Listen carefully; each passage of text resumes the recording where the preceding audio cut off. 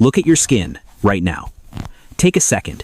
It is completely blank. In a world where your barista has a neck tattoo, your accountant has a sleeve, and your Instagram feed is a gallery of fresh ink, standing there with unblemished skin actually feels weird. You might even feel like the outlier. Maybe you have tried. You have scrolled through Pinterest for hours. You have saved a dozen designs, a geometric wolf, a meaningful date in Roman numerals, a minimalist wave. But every time you get close to booking the appointment, something stops you. And be honest, people have started to ask questions. Why don't you have any? Are you afraid of needles? Are you just indecisive? Are you boring? And deep down you start to wonder if they are right. You wonder why everyone else seems to have this deep, burning passion to express themselves permanently while you are paralyzed by the idea of choosing a font that you might hate in 5 years. You start to feel like you lack conviction, like you are missing the passion gene. But what if I told you that your hesitation isn't a flaw? What if the reason you haven't gone under the needle has nothing to do with pain, tolerance, or indecision?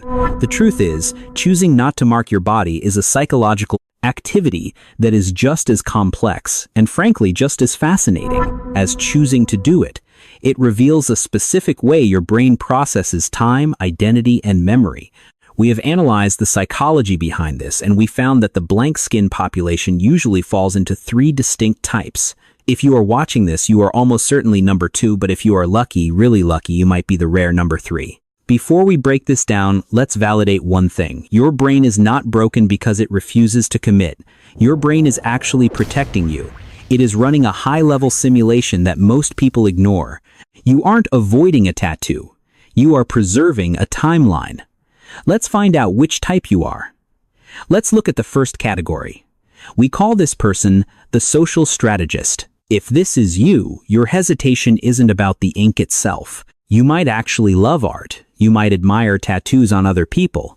But when it comes to your own skin, your brain instantly engages a complex risk assessment algorithm. You treat your body less like a canvas and more like a resume. For you, not getting a tattoo is a form of impression management.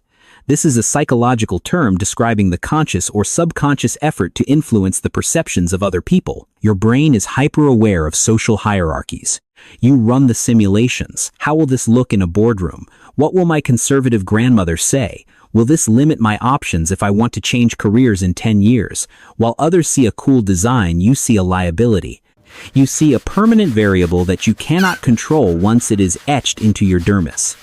And to the social strategist, loss of control is the ultimate nightmare. You aren't afraid of the needle. You are afraid of the closed door. You value optionality above expression. You want to remain a blank slate so you can project whatever image the situation demands. It's not cowardice, it is calculation. But for many of you watching, it's not about what others think. It's about what you will think. This brings us to type 2, the time traveler. This is the most psychologically burdened group. If you are a type 2, your problem is that your brain is too good at predicting the future. Psychologists call this trait future self-continuity. It is the ability to vividly imagine yourself 10, 20, or 30 years from now and feel a genuine emotional connection to that stranger. Most people have low future self-continuity. To them, their future self is a vague, blurry concept. So when they get a tattoo at 22, they are only thinking about what the 22-year-old wants.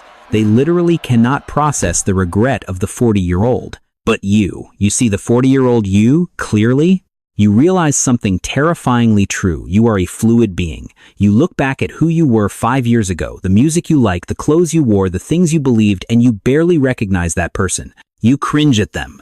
So logically, you know that the current you is just a phase 2. You suffer from a paralysis of empathy for your future self. You feel that permanently marking your body now is an act of aggression against the person you are going to become.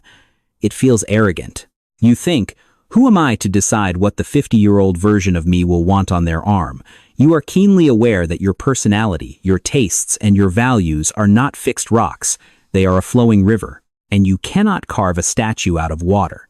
This hyper-awareness makes you feel indecisive, but in reality, it is a form of deep respect for your own evolution. You are refusing to foreclose on your identity. You are keeping the timeline open. But there is a third type. A type that doesn't operate out of calculation and doesn't operate out of fear of the future. This is the rarest type, and it redefines what it means to be blank. Let's talk about type 3, the intrinsic keeper. This is where we flip the script completely.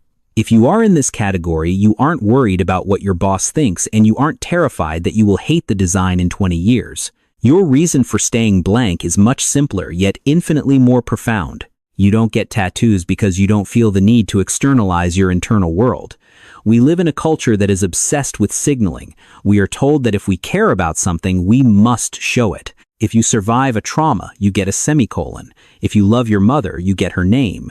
If you value freedom, you get a bird flying out of a cage. We have conflated having the symbol with having the meaning. But the intrinsic keeper operates on a different operating system. You possess what psychologists call a high intrinsic identity orientation. This means your sense of self is entirely self-contained.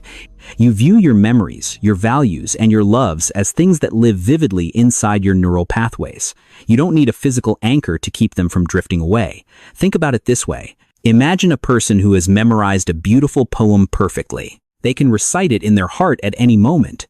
Do they need to write that poem on a sticky note and paste it to their forehead to remember it? No. Writing it down almost feels like an insult to their memory. It implies that without the paper, they might forget. For you, the skin is just the wrapper. The contents are safe inside. You don't need to etch a date on your wrist to remember the day your life changed. That day is burned into your hippocampus. You don't need a symbol of strength on your back to know you are strong. You feel it in your spine. There is a quiet, subversive power in this. In a loud world that demands we wear our hearts on our sleeves, literally choosing not to is an act of rebellion. It is a declaration that I know who I am, and I don't need to prove it to you or even to myself with ink. While type 1 is calculating the cost and type 2 is fearing the change, type 3 is simply content.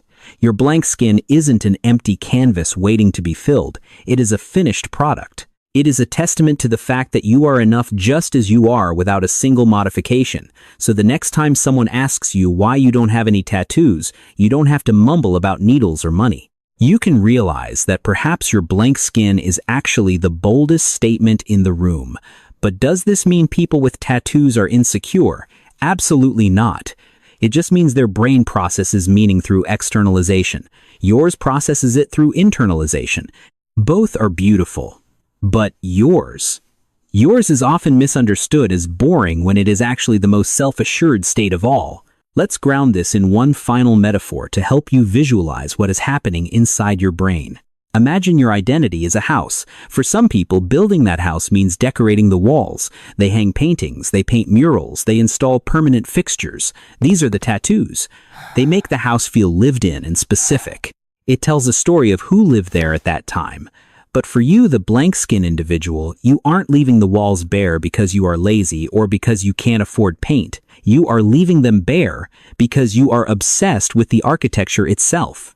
You are focused on the structural integrity of the house, the beam, the flow of light, the space. You realize that once you paint a mural on the wall becomes about the mural. But if you leave it white, the wall remains infinite. It can be anything. Neuroscientifically, this involves the prefrontal cortex, the part of your brain responsible for long-term planning and impulse control. For you, this area is highly active. It is constantly prioritizing potential over definition. In psychology, there is a concept called identity foreclosure. This happens when people commit to an identity too early, locking themselves into a box they might outgrow. Your hesitation to get a tattoo is your brain's natural defense mechanism against this foreclosure. You are fighting to keep your options open. You are fighting to remain a river, not a rock. So if you have been beating yourself up for being indecisive, stop. You are not boring. You are simply protective of your own potential. You are preserving the right of your future self to be completely different from who you are today. Your skin is not empty. It is open. And in a world that is constantly trying to label you, categorize you, and stamp you with a permanent barcode, staying open is a profound act of freedom. So I have to ask, which type are you? Are you the social strategist carefully managing your image? Are you the time traveler protecting your future self from your current bad taste? Or are you the intrinsic keeper holding your meaning inside, where it can't fade? Let me know in the comments. And if you know someone who gets teased for having virgin skin, send this video to them. It might just be the validation they need. Thank you for watching Human Deciphered. See you in the next one.